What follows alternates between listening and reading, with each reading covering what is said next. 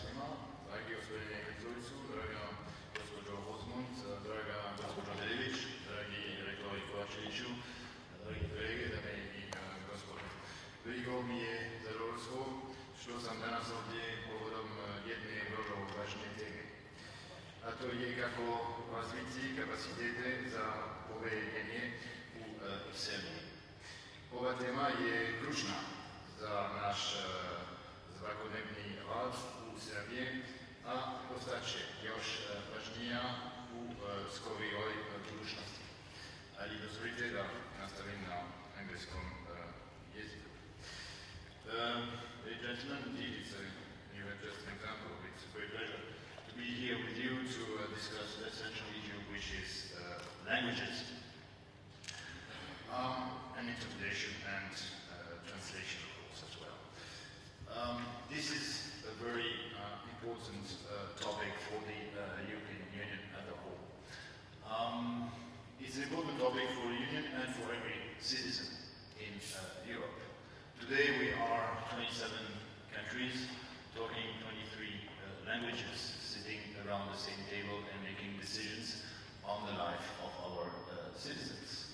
And this is a very important acquis, and within the European Union we attach great importance to preserving this acquis and making sure that every language is a preserved language, and that also every citizen can have all the laws, all the rights that are expressed in these laws understood and, of course, translated in their own languages. This is a core element, it's a core value. It costs a lot of money, it costs a lot of efforts, but I think it is very important and it is worth doing this important because for every individual, for every nation, the language is part of our identity and we have to, of course, preserve these identities.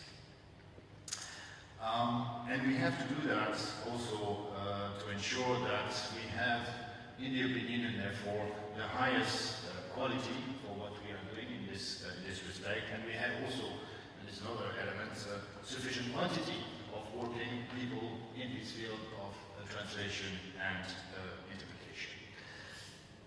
In this regard, I said 27 countries. Tomorrow we hope actually to be 28 countries speaking 24 languages. So there is a need, of course, to prepare these different steps, which are not easy steps to be made by every country joining the European Union. And we are here today in Serbia. We see also in the rest of the region that much progress has been made on the path to the European Union in the recent years. And it's time, of course, because it's 11 years that we discussed the European perspective of the Western Balkans, and I'm very happy to see that, of course, Slovenia has paved the way, that today Croatia is moving one step forward and finishing the negotiations and planning to join the European Union in the mid of 2013. And I think this is an important message that paves the way for all the other countries in the Western Balkans to see that it's a feasible achievement.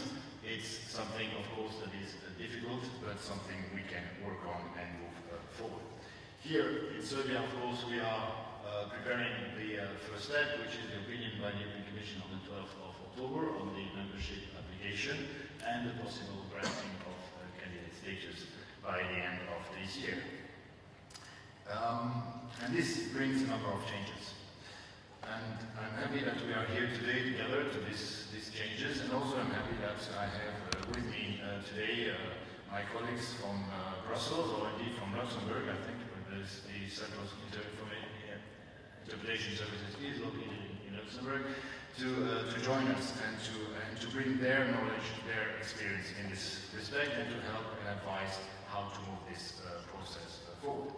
I'm also happy because we are not starting from scratch. It was already mentioned before, a number of campus projects are running, and there's one particular campus project which is running here with the University of Belgrade, and I want to thank the Rector Kovačević for his involvement into this process, which is a 1 million project addressing the reforming of foreign language studies in Serbia.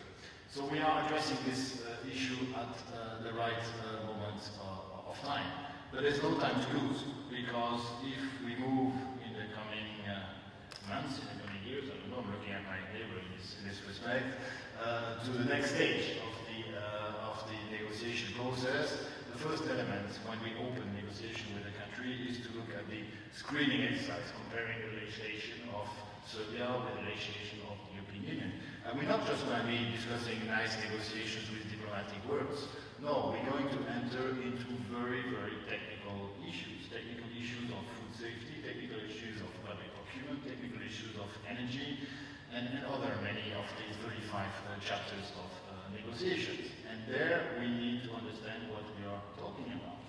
So it is very, very important that we have well-trained interpreters to actually work on this issue and facilitate the understanding of the negotiators on each side of the table on this issue. So the time is going to be, I hope, very short for that process to start, and therefore there is a lot of expectations here already to move decisively forward on these different topics, and we should use, I believe, the political momentum that is being created today to actually move one step forward into this process.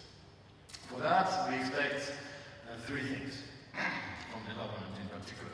First of all, is a very strong and clear commitment on the side of the government. The minister could not be with us today. He has other obligations. State Secretary is here today to show the commitments of the government, and also my colleague Vincent Deger is here, I think, to ensure that high attention is given by the government to this very, very important issue. And I can only underline how critical this is today.